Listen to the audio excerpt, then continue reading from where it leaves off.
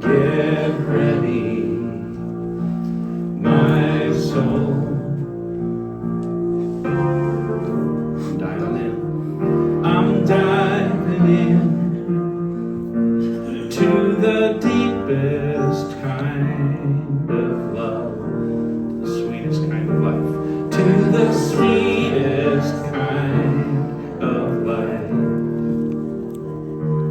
Get ready, my soul.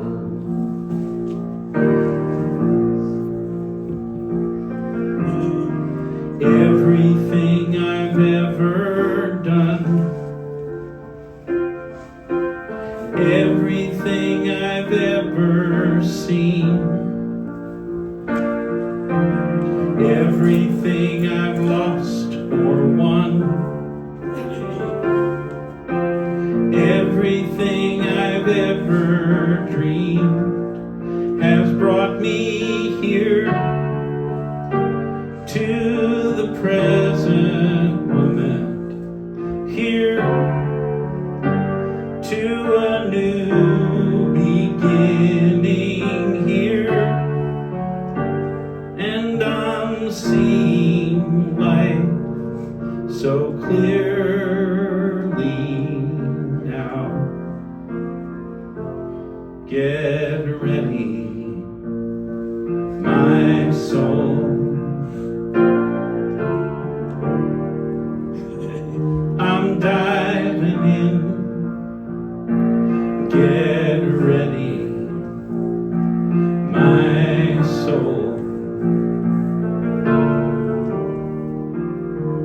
I'm diving in, deepest kind of love, to the deepest kind of love, the sweetest kind of life, to the sweetest kind of life. Get ready, my soul. Get ready, my soul.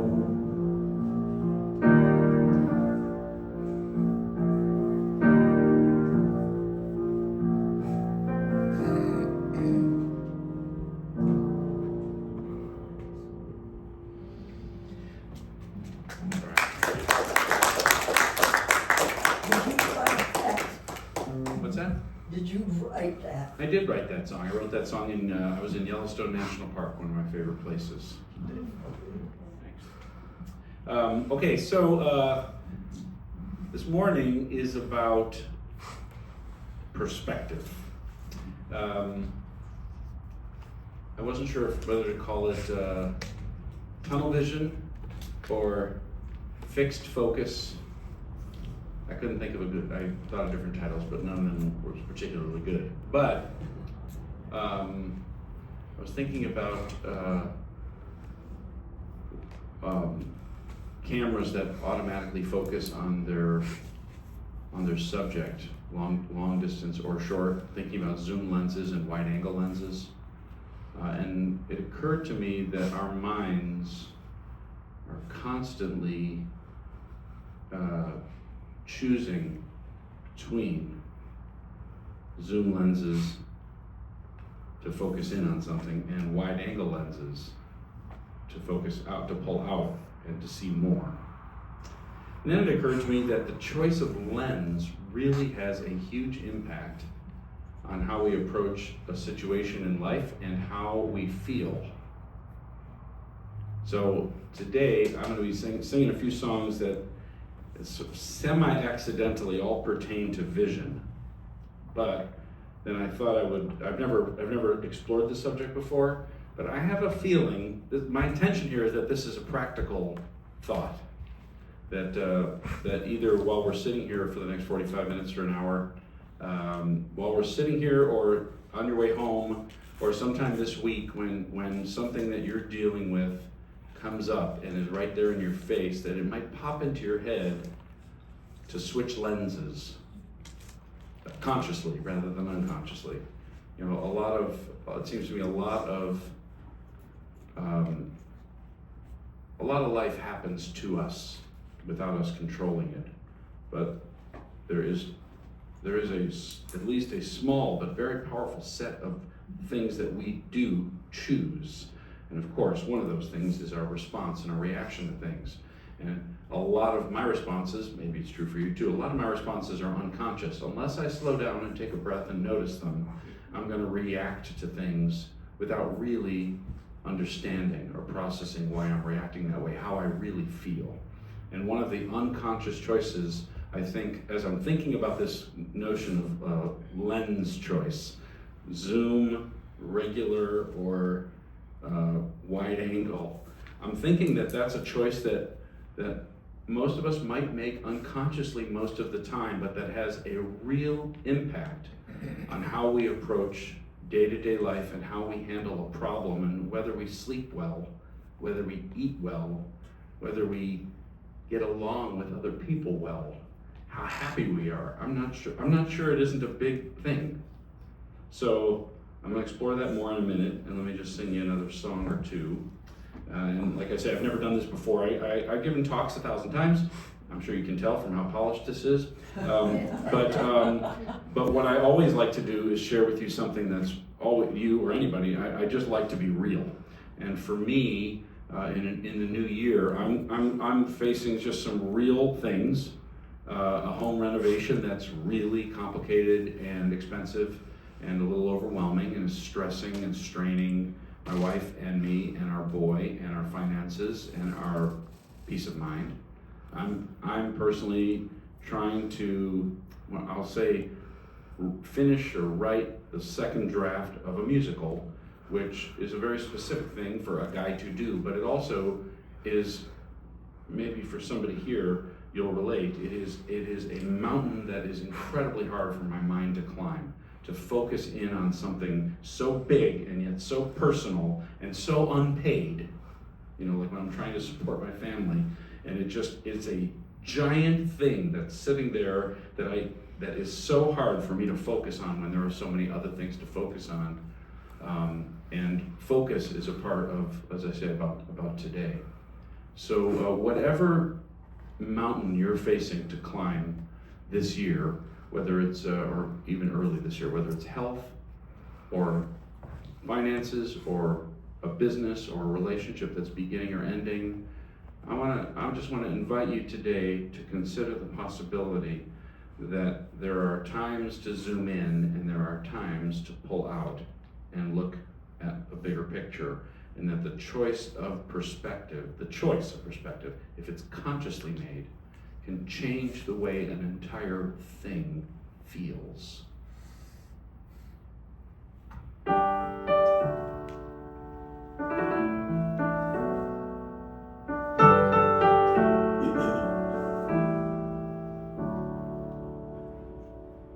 Don't get me wrong, I'm grateful to see.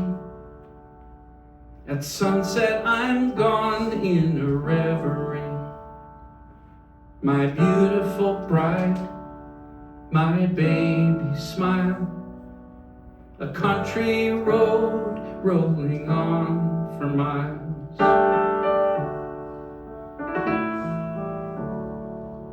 But sometimes my eyes discourage instead, blurring the vision I have in my head. A dream I'm after fades further from view, till only the obstacles look true. And lately I wonder, if I were blind for a day, where would I go if my heart had its way? Would I see more than the doors that have closed in my face? If I were blind for a day.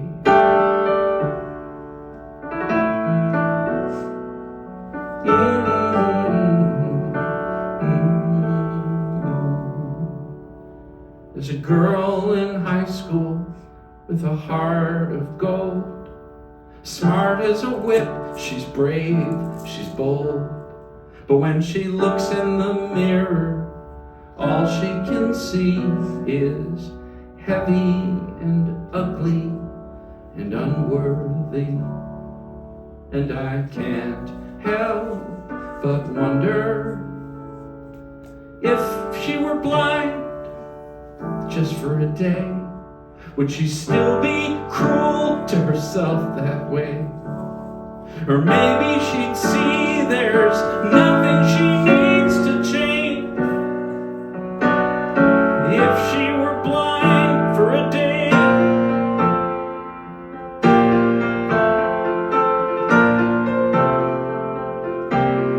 Blind for a day.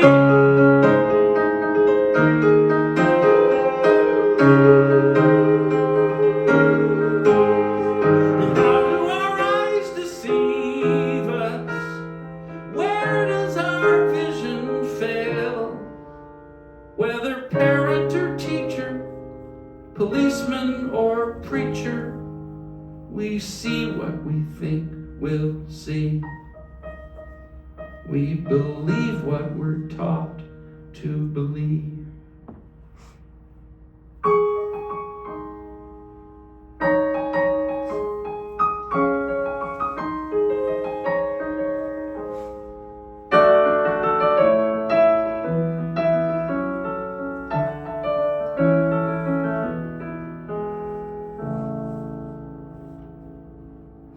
World on fire, world afraid. So we focus only on enemies made. Colors divide us, holy books too. Political parties, well, what else is new? Still I dare to wonder, if we were blind for a day, what kind of world would we create? If behind our disguises we find that we're all the same. If we were blind for a day, I'd like to think things would change.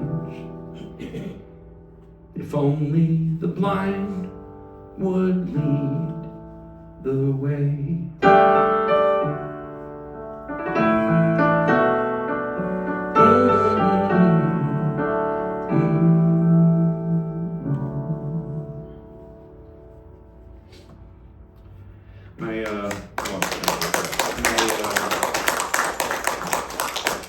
My little family, my wife and our boy Jude, who's 13, just turned 13, and our little dog Lucky, we just took a more or less impromptu, very low budget vacation this week. Starting on New Year's Day, we drove to Sedona in my 10-year-old looking like a 20-year-old Subaru Forester. We'd been there one time before, and we had, when we went one time, have you guys ever been to Sedona? Yeah, okay. It's a very, very, very pretty place. Wasn't actually, as it turned out, the best week to go. It turns out a lot of people are on vacation the first week of the year, so we weren't the only ones there. But we got we had points and such, so it was a very inexpensive. It was, the hotel was just a little, the gas was just a little. Once you cross over the border to Arizona, it is one half of the gas station down the street, $2.79 a gallon.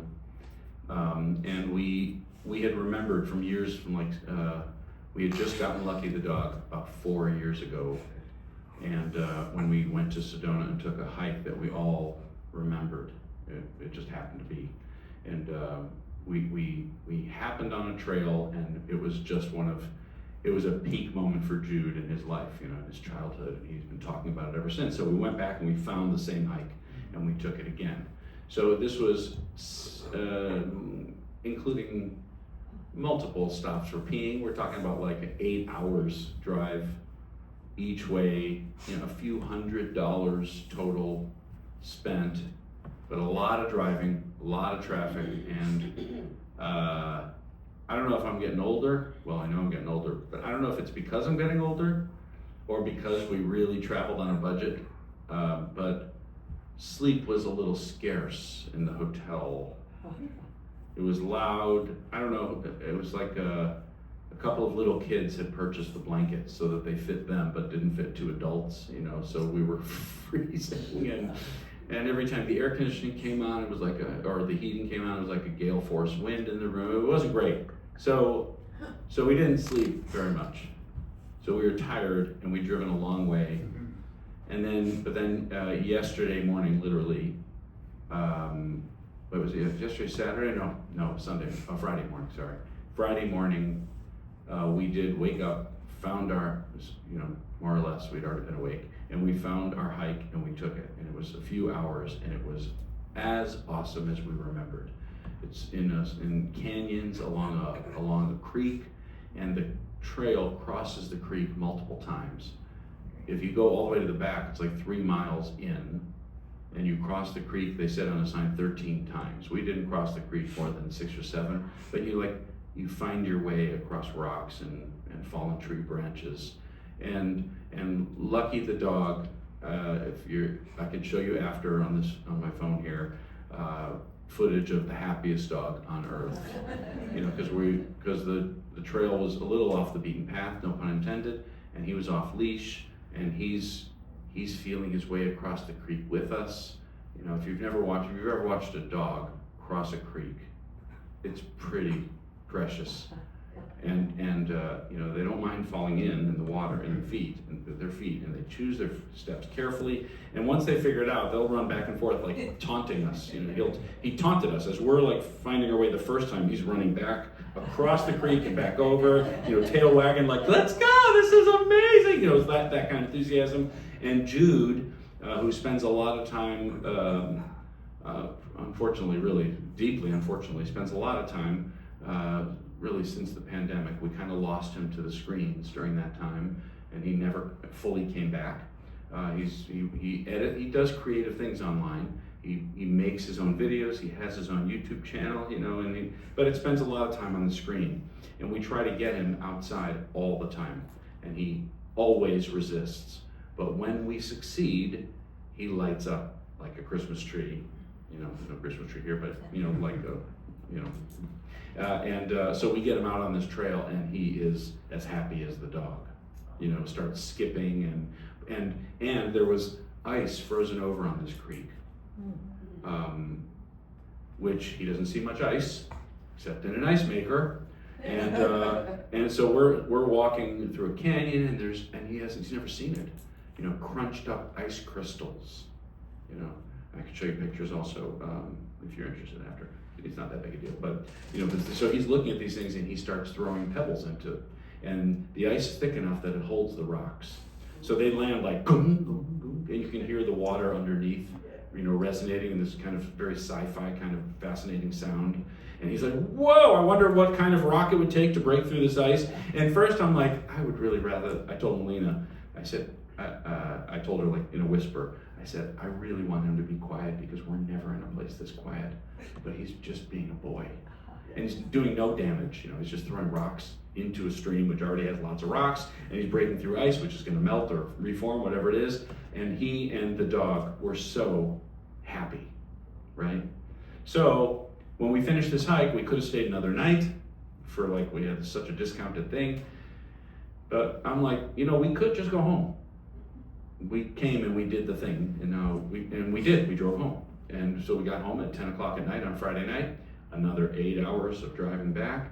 So we drove 8 hours each way, spent a few $100s, and didn't sleep very much, and we had those few hours of real happiness, especially for the boy and the dog. And if you have a boy or a dog, you know exactly why that is so meaningful.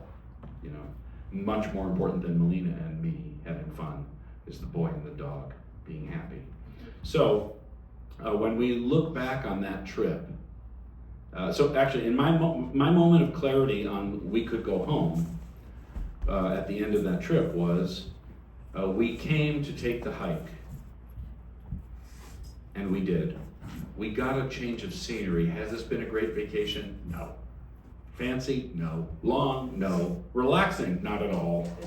You know, the drive is pretty painful. It's very long and very, not very exciting. But we had a change of scenery and 3 or 4 hours of real happiness. Mission accomplished. Let's go home. Okay? So you and I, for sure, I know you know for sure too, what it feels like to attempt to engineer an experience and micromanage it. It's supposed to last a certain amount of time. The meal is supposed to be a certain kind of good. Everybody's supposed to be on their certain kind of best behavior or in their best moods. We were not all in great moods, not at all. All of us went through bad moods in these 3 days. I mean, it was just not a great trip. If you were to judge it hour by hour, you'd be like, well, Melina's miserable from 9 to 11. Danny's exhausted from 11 to 4. Neither one of them slept at all. You know what I mean? It's like they're both dreading going back to the hotel room. It was like that, okay? So in the micro, not a great trip.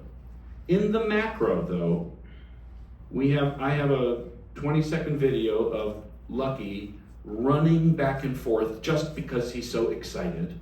His feet wet, his tail hanging, tongue hanging out. I have pictures of Jude crossing a log, holding his balance, with Lucky behind him, his mama in front of him. And we got out of town and we changed scenery, and we were a family. And I don't know if you've ever been on a trip with family, I'd say hit and miss is how you probably describe them. It's like you can try to design it, you can try to micromanage it, and in theory we might have wanted to, but if we did, we failed. But we came home.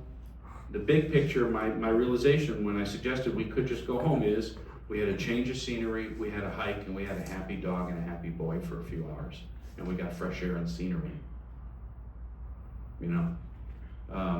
So how do you approach, and how do I approach something that's supposed to be a certain kind of way, an adventure of some kind, an expense? You buy a new TV, or you build a new kitchen, or you get a new car, and it has glitches, or it's not quite as fast as you hoped, or the seat's not as it's not perfect. It's not. You can try to micromanage it, or you can back up and say, when I look back on this 10 years from now, I'll be like, yeah, that was my first new car. That was cool. Because that's kind of all you're going to be left with, really. I noticed a long time ago that people say much nicer things about somebody when they're dead than when they're still alive. At a eulogy, everybody lit up a room when they walked in, and everybody took care of their. It's like everybody. There's glowing reviews of most people at their eulogies, and a part of that, I think, is just like making the best of it and being respectful. Not hitting somebody when they can't hit back, maybe even. But I think a part of it is that the distractions are gone. That when somebody's physically gone forever, a part of us can grab that wide angle view of the person instead of focusing in on the very irritating way they chewed a bagel, or the fights they always picked with, something like the fight somebody always picked with you when they were alive, because that stuff gets blurry over time. And we end up with a wider angle view of a person. So the question, again, this is me thinking out loud about something, and I'm intending this, I'm hoping this to be a practical thing. Is there somebody in your life that you're looking too closely at? Or me? I'm talking to myself too. Is there somebody that I'm a little hard on?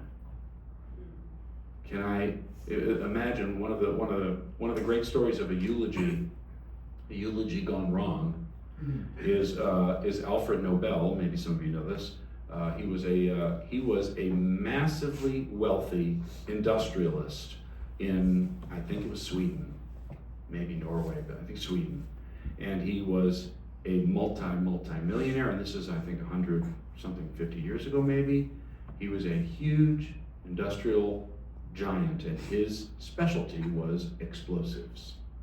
He made dynamite and explosives of all kinds. And they were largely used for mining, to blow up mountains to get what's inside, okay? But they were also used as weapons, right? And the local newspaper got wind that Alfred Nobel had died and published an obituary. And in the obituary, they wrote that Alfred Nobel was responsible for more deaths than any other living man, right, with his creations, with his manufactured goods. Trouble was, he wasn't dead. I think his brother had died, or either his brother had died, or they'd gotten a rumor that he had died, but he had not died. He woke up in the morning and read his own obituary, and realized,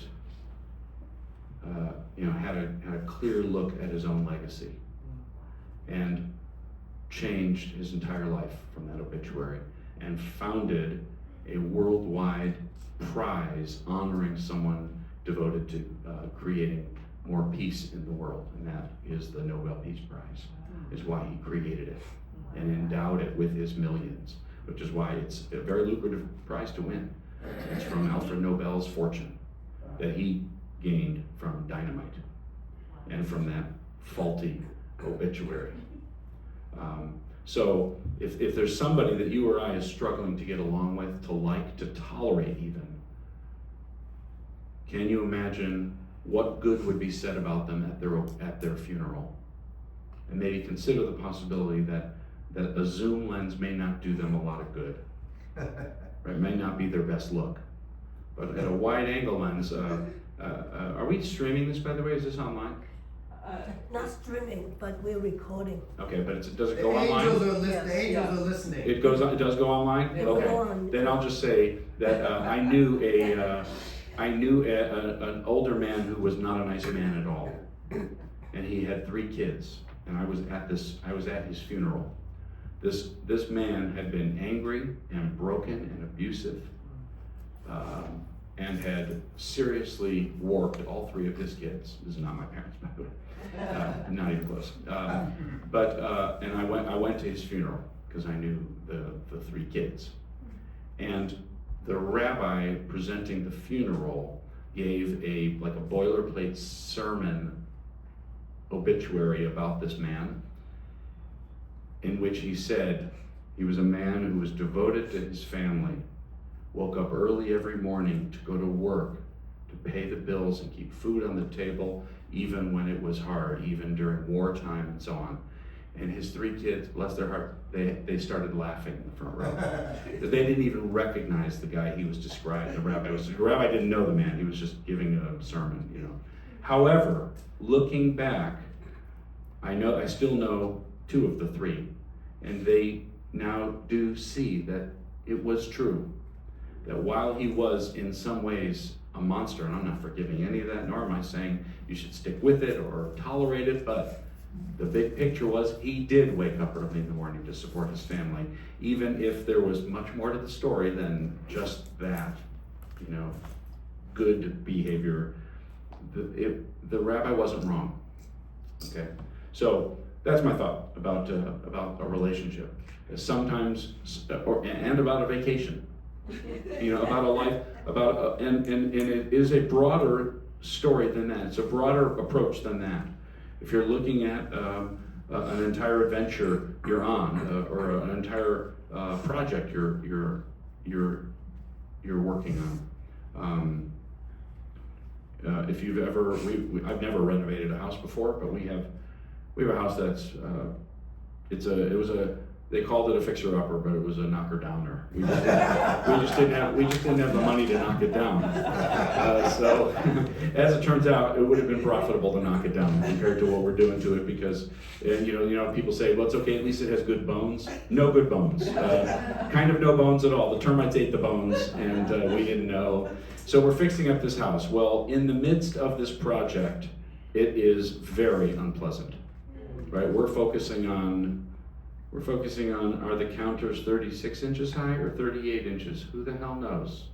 Do we buy that stone or that stone? Well, that stone is $1,000. That stone is $2,000. Why?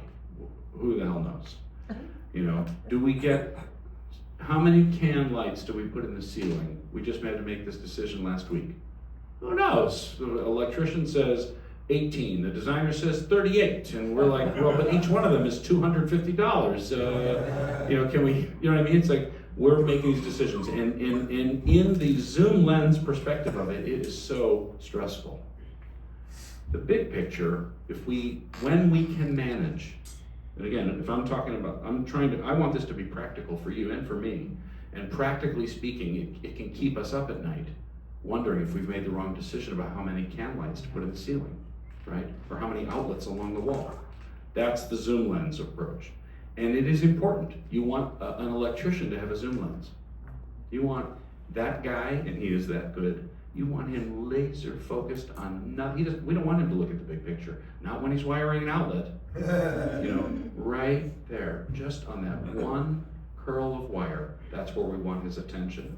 But what does it do to us to zoom in on how many outlets are on the wall versus to look at a home we're building where my wife and I can grow old in it, or which we can sell at a profit to move. She's already promised Jude we're going to move wherever he goes, you know, which she didn't ask me first. And there's no way she means it if he moves to like Colorado or Ottawa. It's just not going to happen. She just doesn't like being cold. But what if it's an inheritance for Jude, right? Or a retirement fund for us, or a home in which we play with our grandkids, right? The zoom lens gives us one feeling and is useful in certain circumstances, right? We have to zoom in for a few minutes at a time, but then a wide angle lens feels a whole lot better. And what I'm talking about here is consciously choosing the lens that provides greater peace of mind and perspective. We can choose that, right? You've got to zoom in sometimes to pick the material for the counter. But then let's take a breath and realize in 20 years, if we're still living in this house, if we're lucky enough to still live in this house, I mean, you know, sorry, I don't even mean to be melodramatic, but if our marriage doesn't fall apart, if one of us doesn't die of cancer, or if we don't have a car crash, or if terrible tragedy could strike at any time, right? All the time it happens. The odds are against it, but it's real. But so if we're fortunate enough to still be living in this house, we are not going to be thinking about how many outlets we put in the wall. We're going to be playing with our grandkid. Or we're going to be watching Jude walk in the house as a 30-year-old man. You're right? Hoping he's happy, hoping he's healthy. He'll introduce us to his girlfriend or boyfriend, who knows, right? That's the bigger picture. Like the bigger picture of our trip is we got out of town, we survived as a family, and we caught some trees and red rocks in the sunlight. That's a good day, right? Now, I think I'll go over here and sing a song. Well, the guitar's a little, I can play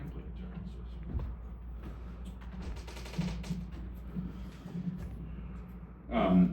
Now, another area that I couldn't help but think about wide-angle lens versus zoom lens, or choosing perspective, is the question of like politics and our place in history. I remember, this is going to sound like a digression, but I work in free associations, as I'm sure you've already figured out. I remember taking a hike in Arches National Park, beautiful place, with a park ranger who told us that he was retiring, or he was not retiring, he was quitting. He'd been there 15 years leading hikes in Red Rock country, some of the most beautiful land in the world for sure, and definitely in the United States. And he was retiring, and he was not a happy man. And I had a chance to talk to him because I'm always in the front. Every tour group in a national park, I'm up front. I'm the one that annoys everybody else because I'm like asking 1,000 questions and, you know, hyper interested in everything being said and seen. That's me. And I'm like, so why are you quitting? And he said he'd gotten sick of tourists. Not the way they behave to each other or to him, but the way they treated the place. Yes. Okay? Because Jude and I were just talking about this. He asked, do we have to stay on this trail? He asked, is it a law or is it just requested? And I didn't know the answer in a public hike in a canyon. But in a national park, it's definitely law, right? They tell you, here are the trails. And the reason they tell you that is because you're not the only visitor. They'll have, at Arches, 2 million, 2.5 million people come through a year. Yellowstone, 3, 4, 5 million a year. And it's a standard that I sometimes apply to my behavior is if I do this, it might seem fine, but what happens if 1,000 people do it? Right. Like I once went on a date with a girl who I took her to this incredible garden in Chicago area, Baha'i Temple. There's a Baha'i temple in the Chicago area, and they have amazing gardens. I'll never forget walking her around this place, and the gardens are spectacular. And she walked over and plucked a rose. Oh. And I'm like, why'd you do that? She said, well, there's millions of, I said, yeah, but the place gets 1 million visitors a year. If everybody here decided they were entitled to a flower, the garden would be empty in a week. It would just be, she hadn't thought of it, but it's a standard. Like, what if everybody did it? Like people with loud music on a beach. Seems fun until you have 4 people doing it. And then everybody's beach is ruined. It's that's a question I ask a lot. Now I'm weighing radically off the subject, but so if you walk off the trail in Arches, you do something that you can't actually tell that you're doing, which is you're trampling. It looks like you're just walking on red dirt. So for one thing, the red dirt is not red dirt. It's former boulders, okay? Because you're in a place that's millions and millions, hundreds of millions of years in the making and still unmaking. As you have 1,000-foot high red rock cliffs. Over time, one flake of snow, one flake of rock at a time, one drop of water, one crystal of ice at a time gets peeled off the canyon. Sometimes a big boulder falls and it lands with a crash, and you hope you're not near there when it happens, but the odds of you being near there when it happens are approximately 0. It happens every 1,000 years, every 100,000 years, every million years. Whenever it's going to happen, it's going to happen. And then over time, the boulder dissolves. It's sandstone. It dissolves into the sand that you're walking on the ground. So that's pretty special to begin with. But there's very little life in Arches National Park. It's high desert, tough winters, very dry. The life that is there ekes out an existence mostly from the humidity in the air, which settles on the ground in the morning. It settles on this red dirt, and bacteria drink the water, okay? As they drink the water and eat what little nutrition there is in this red dirt, they gradually form a lattice, a network of life. So gradually that it is invisible to our eyes for something like a century, okay? Over time, over centuries, the bacteria builds up like a carpet, like ground cover on a slope. You can end up seeing it. It looks black. It looks dirty. It's not. It's trillions upon trillions of bacteria sipping water every morning from the desert that they can barely manage. Okay, but over time, that network becomes a lumpy black crust over the red dirt. Well, red dirt feeds nothing. No plants can live in it. No animals find anything on it. Nothing happens on this red dirt. But once the crust settles on it, a seed might settle and embed itself and grow into a plant, which, by the way, itself, there are bushes and arches that are at least 1,000 years old. Things are slow, okay? Right? But from that plant comes a bird landing to eat from it, or a worm, or something lays eggs in it. Without the plants, there's no animal life. And without the crust, there's no plants. So somebody doesn't realize they're walking off the trail and breaks the crust that they can't see because it's only 90 years old and it's still invisible. And the crust holds down the red dirt. As soon as you step on it, this ranger told me, and I had already known this and seen it, as soon as you step on it, let's say you have a rock covered with red dirt, you step on it, you break the network, of the bacterial, this net that's been building slowly over decades and centuries, and the next wind that comes blows the rock bare. So that little ecosystem that had been developing since the time of, Jefferson, or whatever, I don't know how far back you want to go. Jesus. Washes over, since the time, there are trees that are 3,000 years old in Arches, in that area. Yes, it washes away one breeze, and this park ranger, all the way back to that story, this park ranger had been watching this, trying to get the tourists to stay on the freaking trail, and every day he was seeing the damage that was being done by a thoughtless, not even malicious, a thoughtless traveler. And he had had enough, okay? That guy had a zoom lens. All right, but I understand why. He is seeing that place from tremendous detail, okay? Now, if you look at, I'm not presuming who you voted for in the presidential election, okay? I'm not presuming at all. There's both sides in this room, okay? Given that, if you feel like the outcome of the presidential election was the beginning of a rebirth or the ending of America, however extreme the feeling is, that's a zoom lens that we are, I think, more or less coaxed or coached into looking at things, right? We can't understand Arches National Park. We are incapable of it. It is hundreds of millions of years. The question I sometimes ask when I do workshops on the water idea, on this idea of arches and rock and so on, is if you put a pebble in a fountain and start the water to roll over it, like you buy a fountain at Home Depot and you turn it on and water's going over a pebble, if you turn on the fountain when you're born, is that pebble any smaller when you die, let's say 100 years later? Can you even see the pebble shrinking over a century? I don't think so. Maybe you could weigh it on, my wife makes jewelry, maybe you could weigh it on one of her jewelry scales, and you could determine that it had lost 1,000th of a gram or something, right? That place is turning mountains into sand. We can't comprehend it. We can't.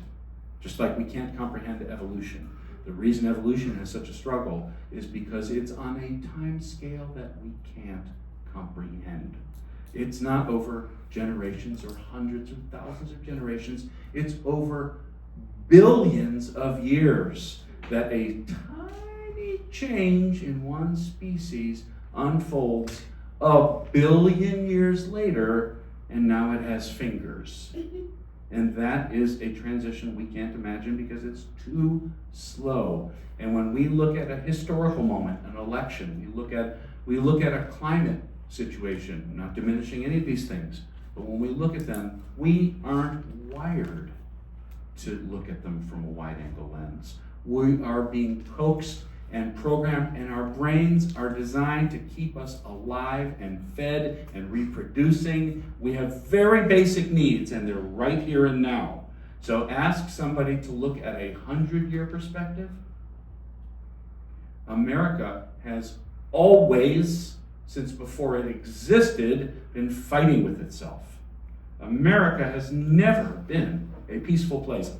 I'm proud to be an American, but it has never been a peaceful place. The Civil War did not start in 1861. It did not end in 1865. None of the problems that the Civil War laid bare started then or ended when it ended. It did not end. Sorry. Presidents were insulting each other, and candidates were saying terrible things about each other, and people were being raked through muck, and people were declaring.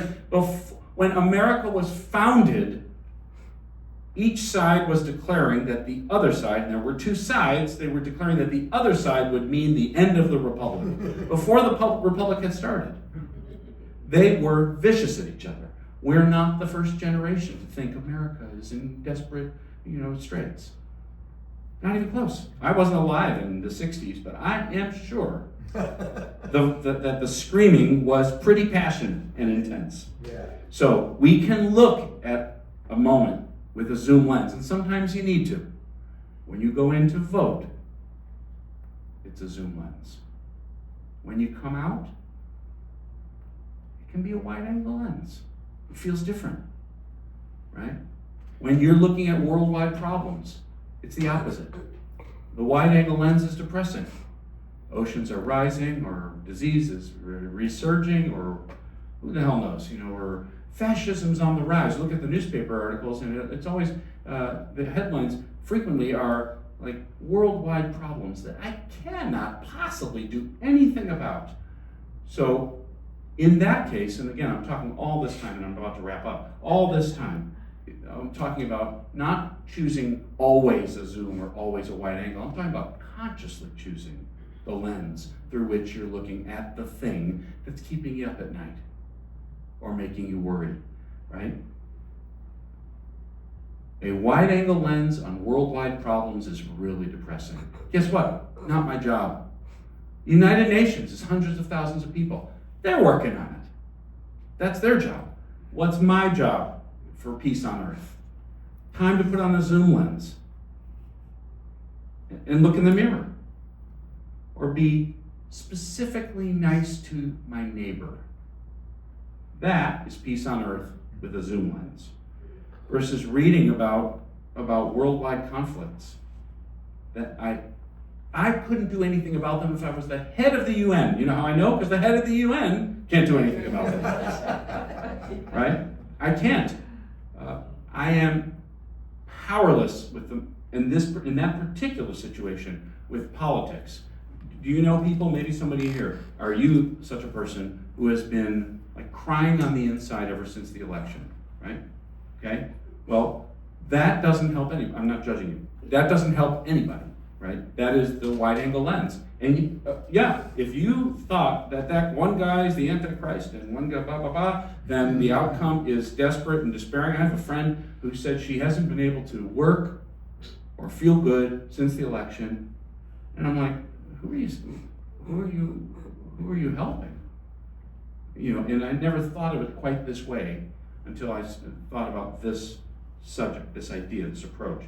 Put on a zoom lens, man, or switch to a microscope from a wide-angle lens. The wide-angle lens is in this case doesn't serve you.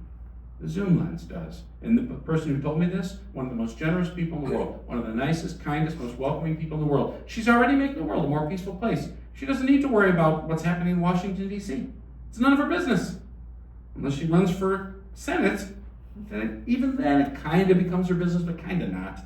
There's 535 of them, not even, I remember talking to our congressman. He was my congressman at the time. I lived in West Hollywood for 7 years before I met a cute wife with a cute dog and a cute house in Orange County, where I live now. But I went to Washington, D.C.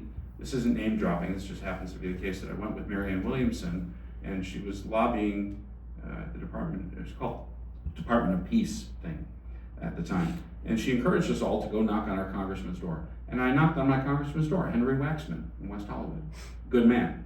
A liberal Democrat, but that didn't matter. He's a good man, and meaning that didn't matter if you disagree with liberal Democrats, okay? So, but a good man. He answered the door. Wow. And I sat in his office for 15 minutes. You know what he told me?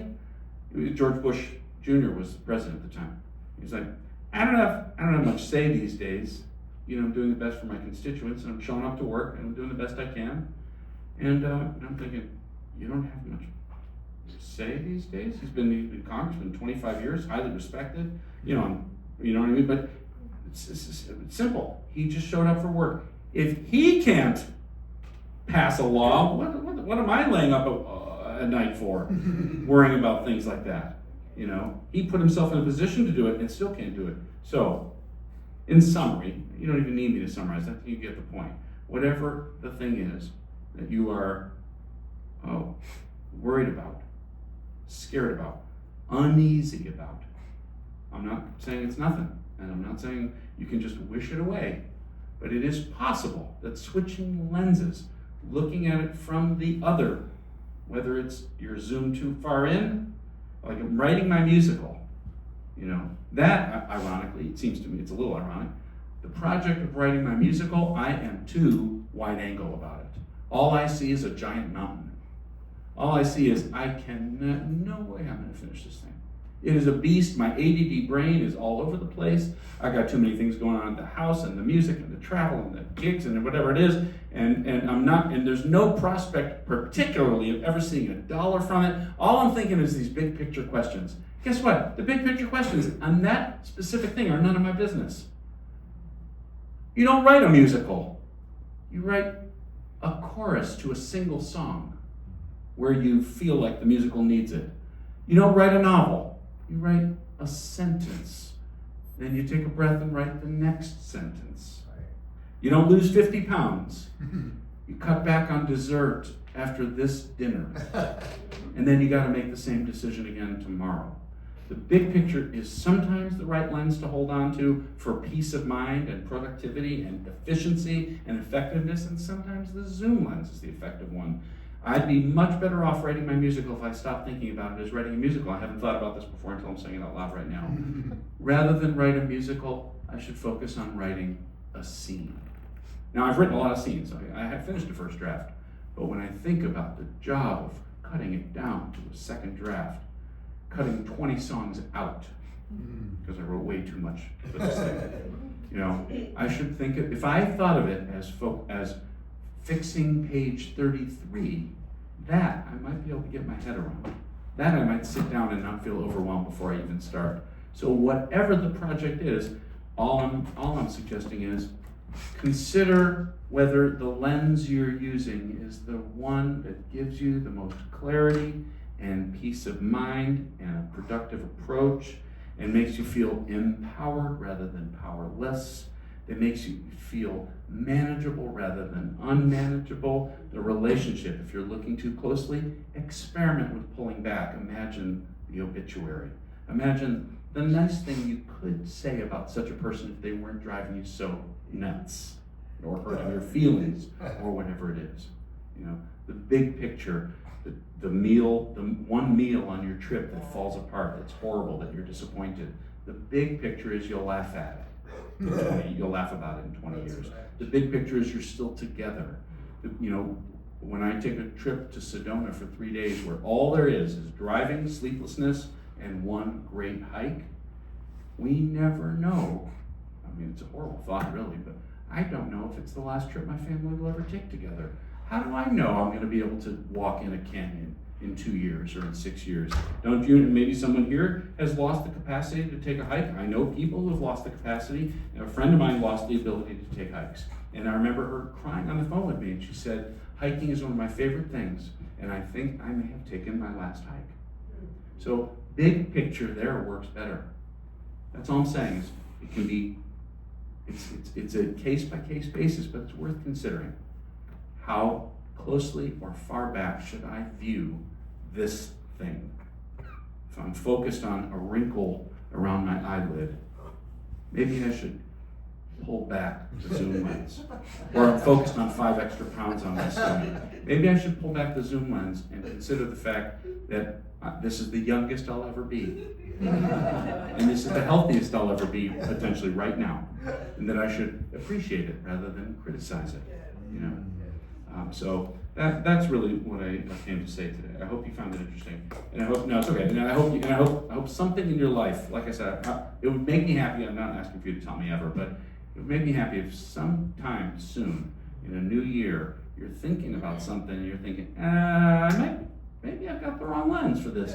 I might be thinking too detailed about it in the big picture, or the opposite. Maybe I'm looking at this as a giant problem, and in fact, I could handle what's right in front of me. You can't save for retirement, but you can put $10 into a box and then do it again in a week. You can't, you know what I mean? You can't save $1 million for retirement, but you can set aside 1% or put all your coins into something. Okay, so. We'll do an offering and I'll sing you a song. I didn't sing as much as I wanted to, and that's always the case. Sorry. So not much of a concert, but anyway. Thank you for sharing your perspective and stories, just experience. That's how we learn from one another. So, can you use the mic because it's being recorded? Sure. Thank you.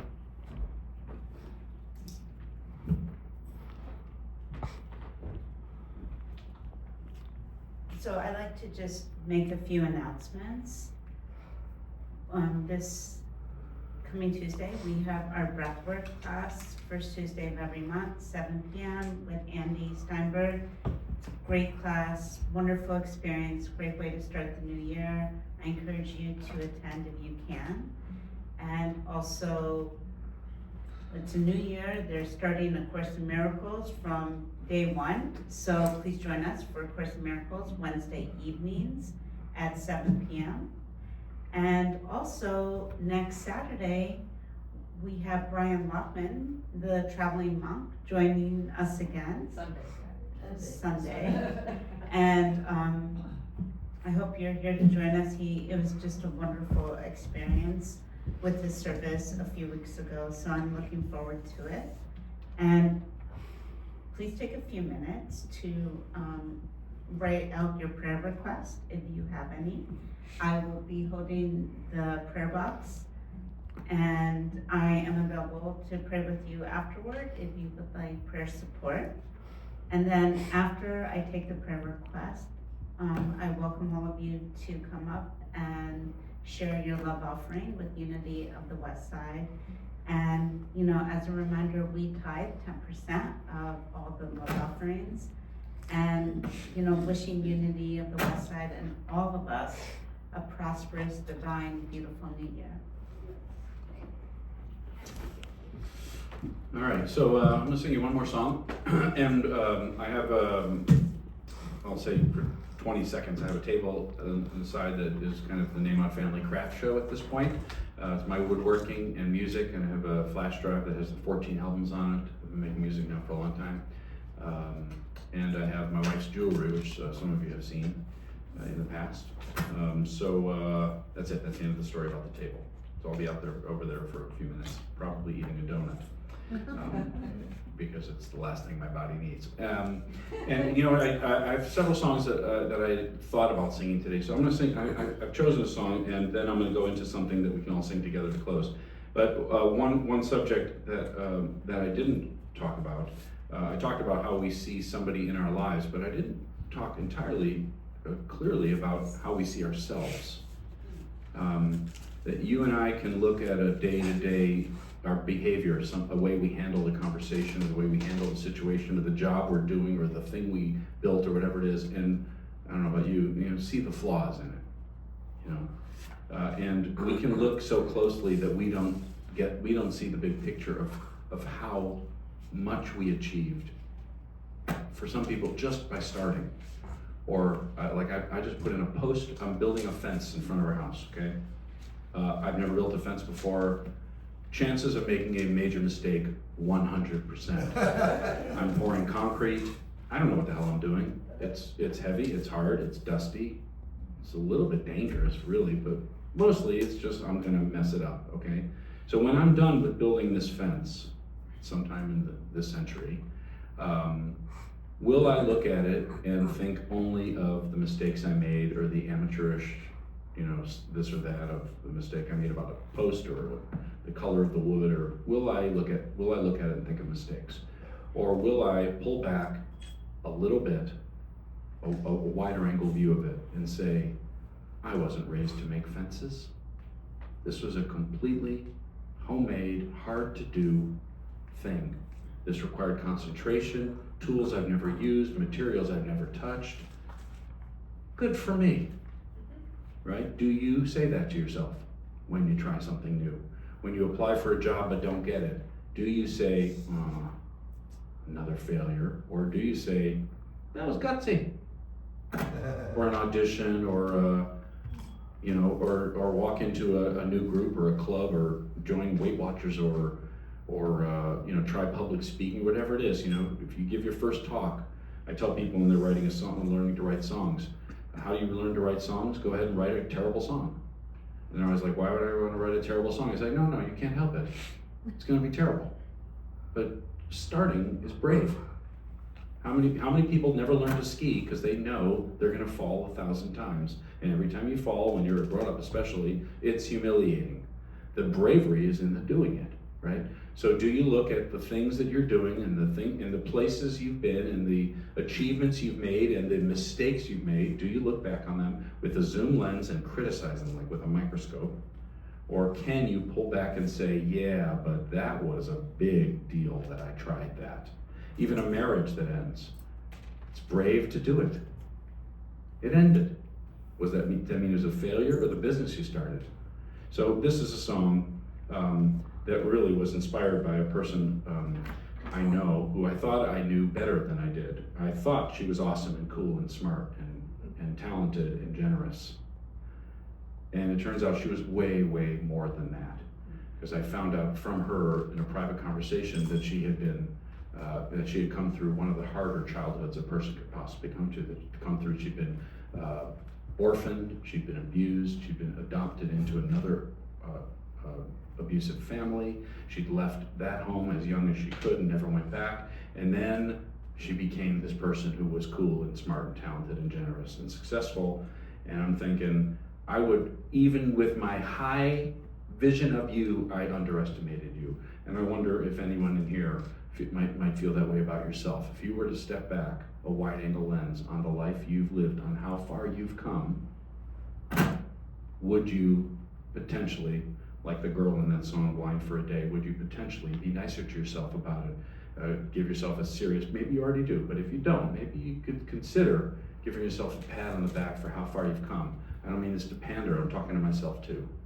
You know, life is hard. And we all overcome things to arrive where we are. And it's hard sometimes to appreciate how far we've come. So this is a song inspired by that friend, and I think I'll sing this, and then we'll close very quickly with singing something together.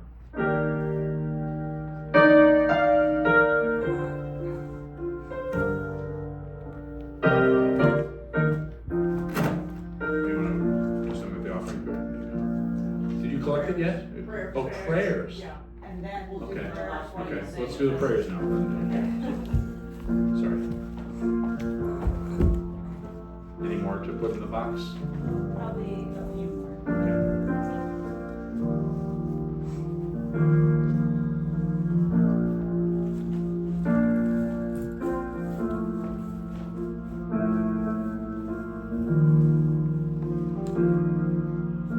I've never understood how you turned out so good with all that you've had to endure.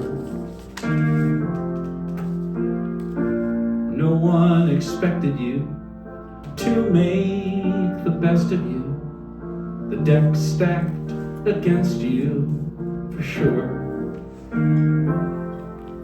The more that I learn, the more I admire how you never got burned, being forged in the fire. Yeah, an ordinary mortal would have quit by now, with a life like a field full of mines. You're human, I know, made of muscle and bone, but you must have steel in your spine. You never talk about when you first figured out that you'd have to go it alone. It breaks my heart to picture you, a child hiding out of you, so young to fight on your own. But still here you stand, and still here you are, igniting the world with your luminous heart. Yeah, an ordinary mortal would have quit by now, with a life like a field full of mines. You're human, I know, only muscle and bone, but you must have steel in your spine, and that would explain how you never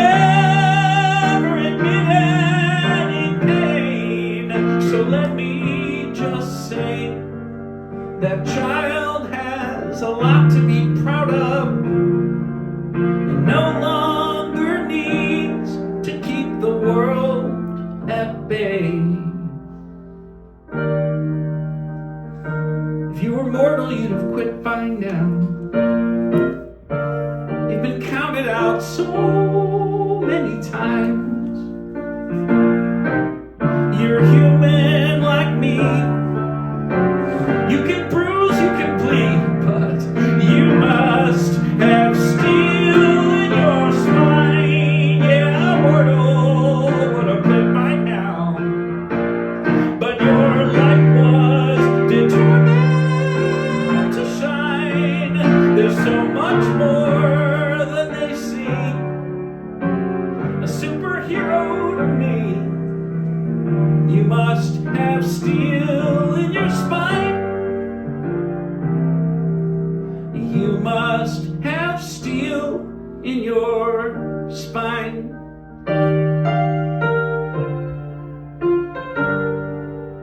Whoa, whoa, whoa.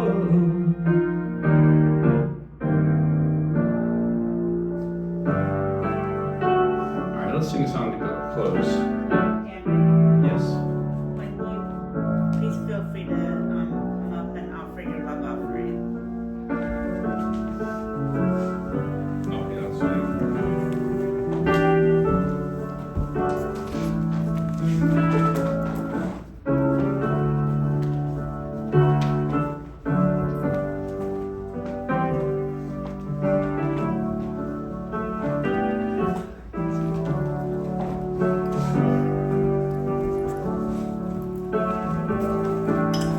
Love is my decision. It's up to me to give up my heart. Sing it with me. Love is my decision. No one else can tell me to start, can tell me to start. And once I decide to change my mind, God will show me how. Love is my decision. My decision right here and now. I hear what love is. Love is my decision. It's up to me. It's up to me to stand on that bridge, to stand on that bridge. Love is my decision. No one else and no one else can make me forgive, can make me forgive. And once I decide to change my mind, to change my mind, God will show me how. God will show me how. Love is my decision. My decision right here and now. Right here and now. One more time. Love is my decision. It's up to me. It's up to me to dance down that road, to dance down that road. Love is my decision. No one else can lighten my load, can lighten my load. And once I decide to change my mind, to change my mind, God will show me how. God will show me how. Love is my decision. My decision right here and now. My decision right here and now.